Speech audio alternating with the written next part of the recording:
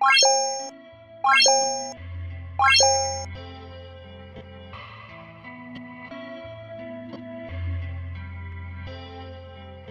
we just arrived to the location. The first thing I see is this lovely Kawasaki Agera N. It could be Agera N or is this the Agera H, but I'm really not sure. It is now June of 2025 and back at again here at London Concours. So over here we basically got a good selection of cars, but the one that piques my interest, if you look all the way there, there's a 991.2 GT3 RS in lizard green. So we got a good collection of cars starting off here from Aston Martin London that we're going to check out first. So what we're going to do is check out here, and then we're going to make a circle all the way throughout here. Very nice McLaren F1, which is all exposed. So you can literally see why these are basically going for at least 20 million. If you basically look at the whole entire engine bay, you may think that it's actually like, you know, wrapped gold, but in reality this is actually 24 karat gold, which makes it very nice. So right here at Aston Martin London, we got the new Aston Martin DBS something, but here we got the new DB12 and the brand new Aston Martin Vanquish, which is quite nice, and it's very lovely satin silver, which is quite good. Also next to it we got the Aston Martin DBX 707 edition, which is quite good, and next we got a very lovely McLaren 600 LT coupe, which is quite good. So right here at the front we basically got the E&M Dream Supercar collection. So starting out we got the Jaguar XJ220, which is quite good.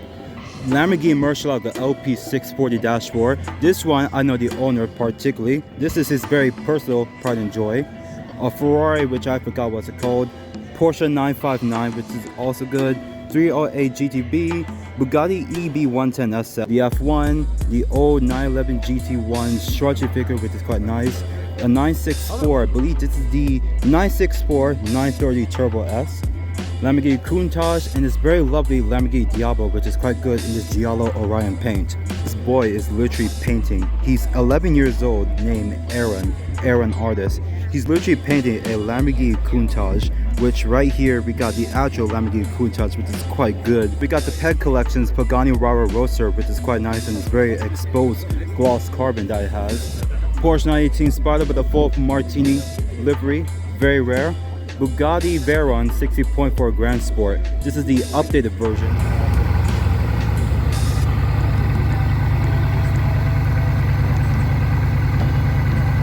So the fact that this Bugatti Veyron is just casually driving, it just amazes me the most. Like, I actually grew up with this car originally as my actual dream car on my wall until when the Lamborghini Murcielago came around. At the Porsche executive manufacturer, they got the new Porsche Macan. Okay, Porsche Macan. We have the new look of the new Porsche 992.2 Carrera, which is the updated to the facelift to the 992.1. And here we got the new Macan, but this is the fully electric, which is quite okay with this lavenderish purple.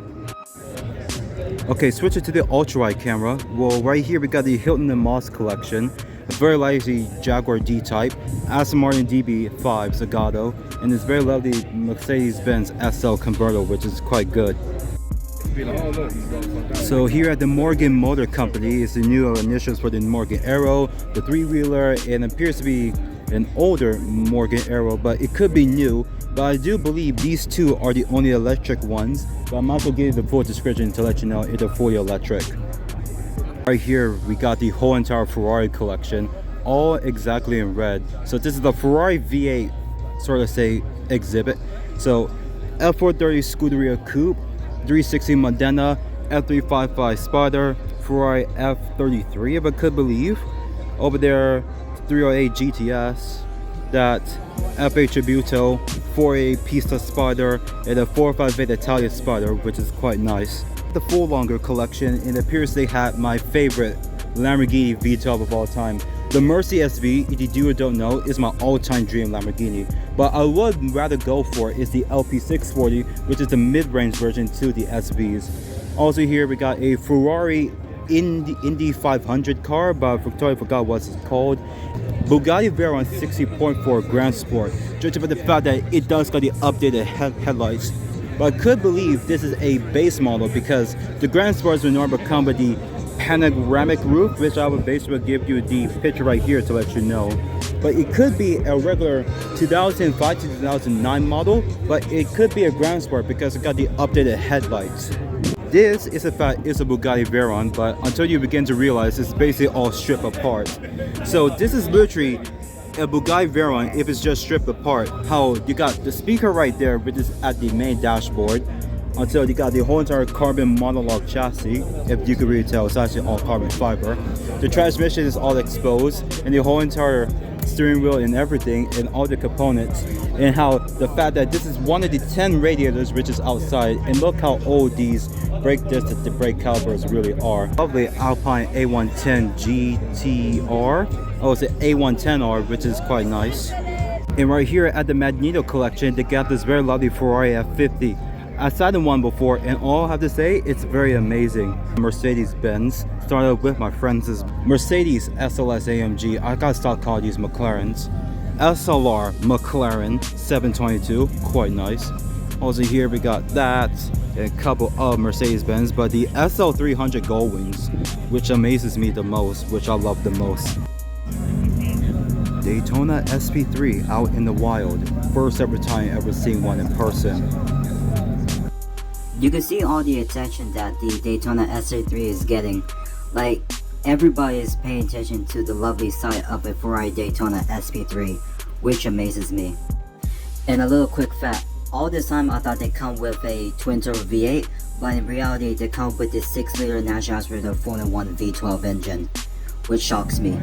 So here at the Nicholas Meehan Corporation, they got this very lovely Aston Martin V12 Zagato GT Super shooting brake. I was about to say super brake, but shooting brake.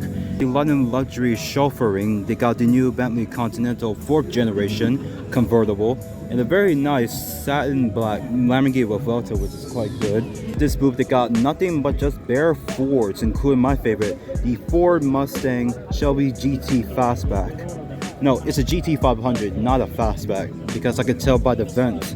But actual authentic GT500, which I'm glad to see in person. They very got this Love Buddy Ford Capri 30S X-Pack, which is quite nice. It got the full 80s style interior that we're going to see, and it's very lovely Ford Sierra crossover, which is quite good.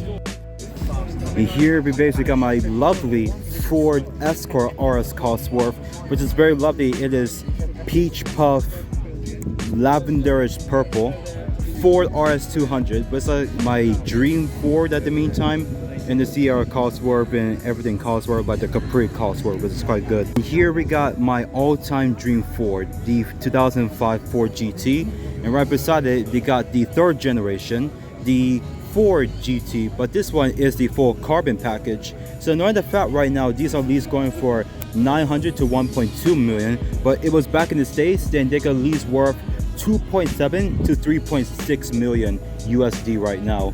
But I prefer this because I do miss the V8s, where this is powered by a 3-liter twin-turbo V6 hybrid.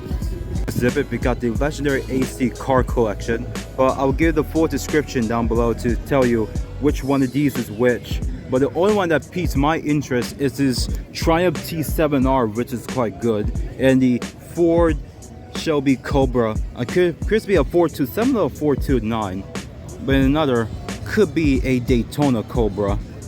Good clean 2 examples by the AC car collections. Another AC Cobra. So this is an actual real Cobra, and then you got a fully electric Cobra, which is quite good. Oh look, the Veyron's driving about. Very lovely clean example of the 996 GT3 RS. I'd rather go for this than more than just for a regular 901.1 GT3 RS. And another clean example of a 2005 Ford GT, which I love. So right here we basically got the infamous Animals Aston Martin Valkyrie, which normally based at Joe Macari's, but I spoke to the original owner and he sold it for a very hefty price, which I'm not going to disclose. And right beside it we basically got their McLaren P1, which I very love the most. This, if you guys want to know, is the original Bad Boys 1 Porsche 964 3.3 Turbo S, which is very nice. Lotus Vauxhall collaboration, but check this out, BMW Z3M shooting brake, which is very lovely in this very Laguna Seca blue. Dream Audi, the RS2 Avant, literally the dream sleeper and also very rare to even come across.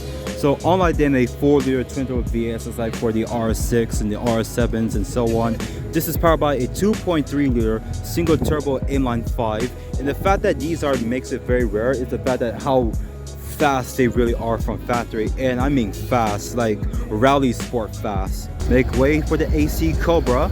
Congrats.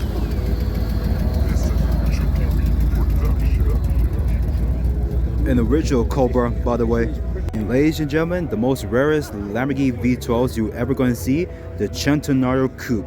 This one in particular is the same one that's featured in Transformer Part 5, The Last Night, also known as Hot Rod.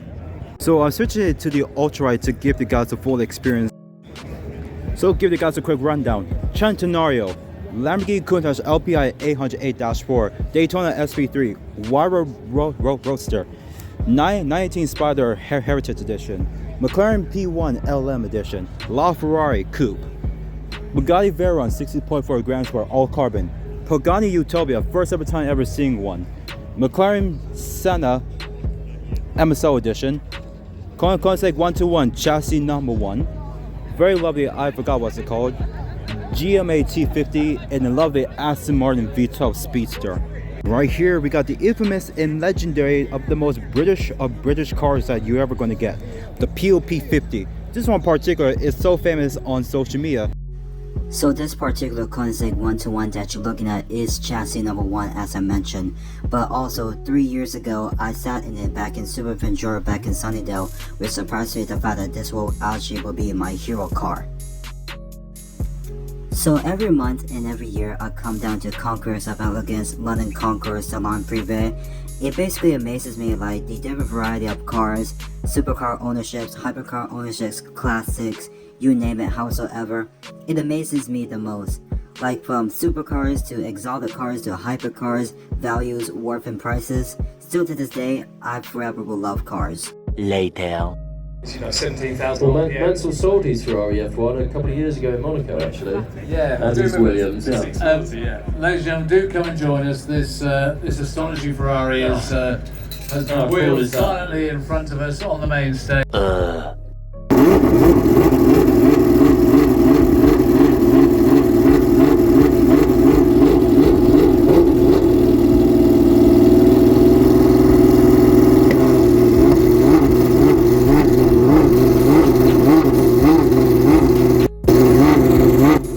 So to give you the idea from my perspective while filming this, it's really that loud to the point that I'm actually trying to adjust the volume to make it a lot more hearable, but it's that really loud up in person where my chest is literally rattling and everybody else's. Like my phone and tripod was shaking at the same time. I tried using my sound amplifier, it will not even work for a single bit.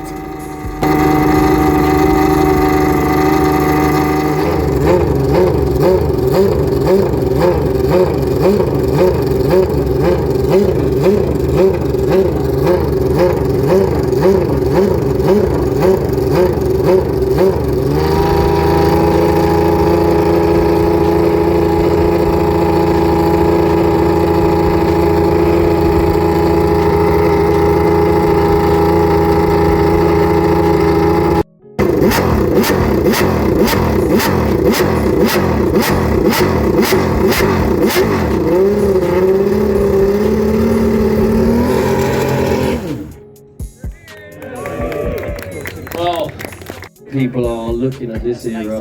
Well, obviously Schumacher was a 2001 car. You said this is a 89? 89, yeah. I just think it's the history, isn't it? When you talk about that. It's so loud in person that even my chest was rattling like so much. Like it hurts, but it's worth it. We're going to present to you 3 highly commended Mercedes-Benz and 1 overall winner. Being the featured mark today, but there's another Veyron particularly as we here, celebrate and the they got 70th anniversary Carl's of Hartley's Pagani Huayra, which is very nice over there. CLP Black Series, so many congratulations. Applause, ladies and gentlemen. Well, the second of our highly commended motor cars is the 1955 300S Mercedes-Benz Cabriolet. And the owner of this car is a delightful young lady who goes by the name of Joanna White, and she has a fabulous backstory to this car. whose husband purchased this car from new from Mercedes-Benz, 1955. In fact, it was delivered in 1956. Joanna, I hope you can step in. which really appealed to us as judges, and the story that went with it. Same family ownership from 1956, never restored. I mean, it's so rare to find a car like that, and such an elegant car. This highly commended in the SL class. Thank you, Tim. And David, I think what appealed to us about the car was clearly your love of it post-restoration. So I think 4,500 miles you've done, or kilometres since restoration, and heading back out to Italy. So it's that love and the intensity of use is going back to that point. You know, cars are works of art and loved, but they're also here to be used and enjoyed. And that's clearly Round to the stage in this earlier. Well, it really is 600 a Plymouth. wonderful motor car. And he immediately reclined the seats for us, didn't he, Richard? He did. Ladies and gentlemen, of the Mercedes-Benz Awards, so congratulations on the 600 Pullman. Yeah, I mean the owners have. Should I do it? Oh, well, it's Joanna White in her fantastic 300SC Cabrio from 1955. Many congratulations, a very deserved winner. Having owned this car, picked this up from Stuttgart with her husband picked it up from Stuttgart. Later. Interior of this LP640, you realize that he got the SV bucket seats, which is very nice. Even though I know what it's like to basically be inside of one, but I want to get like a full Murcielago experience one of these days. I see this car after 2 years later. Well, even though I can't stop looking at this Wyra. Why this particular spec is just absolutely perfect. Knowing the fact that people don't like it because they consider it as the world's slowest hypercar, I wouldn't mind getting a base model Wyra one day. They got the two Mercedes-Benz SL, well not even SL, CLK AMG Coupe Black Series in this SL, I forgot what it's called, but I might as well label it here to let you know. They managed to open the doors fully, and we finally get a chance to see the inside of the P1. Notice the fact that it's a carbon monolith chassis. It's so nice to see the Ford GT, like the sun is out and it's how it's shining on the Ford GT. Can't stop looking at it. Like, so comment down below. Second generation Ford GT or third generation Ford GT, which is the final version of the Ford GT. For me, although I like the looks and the performance of this, I love the nostalgia of what it comes out of the 25 Ford GT because I miss that V8 so badly. But they got very nicely Porsche 964 Targa top, which is quite nice. The blue I love, and the fact that it got like a gold base strip, but it does got the very infamous sports classic sort of interior for it. The 5-speed manual transmission appreciates this Ferrari F50. Even though I'm kneeling down, now I'm standing up. But check it out. Very nice. Rosa Corsa, authentic F50 wheels. They're center caps by the way. It's now beginning to clear up, so we finally get the chance to see some few cars properly this time. Like I'm back here at the Ferrari selection, so you get the chance to see like every generation of the V8 platform Ferraris. Unfortunately, they don't got like an SF90, but oh well. The fact that this started up, so very loud in person, but come back to see the Mercy SV. Like this SV, it's like the perfect dream spec. The interesting fact about the Bugatti Veyron that it has 10 radiators, where it has 3 at the front which helps to power up the AC and all stuff, 2 at the sides, 3 big main ones within the main engine bay itself, and 1 that helps to power up the full active aero spoiler. The fact that this car has 10 radiators, knowing the fact that it makes 1,001 horsepower, completely makes sense. Well, I essentially have 40 minutes left to basically get out of here because it's about to be closing time, but I decided to appreciate this one-to-one for one last time, knowing the fact I sat in this particular car that you look at here right now 2 times 4 years ago still amazes me. That's why for me it feels like I have a very strong, how should I say, bond or relationship with this car, knowing the fact it's not really my car at the end of the day. On this one we also got the infamous Pig, which is a old Mercedes W something AMG, but I just will give you the full description to let you know. Would you rather prefer the Centenario or the Countach? Even though I love the look of the Countach, but I do like the performance of the Centenario. But if that's the case, I might as well go for this Centenario. And with that, that concludes of London Concours of 2025 here in Islington. Comment down below on which car that you basically pick out here. But also forgot, they got a a Maserati Shamal at the back. But although this will be Charlie Molive here, and I am signing out. Peace.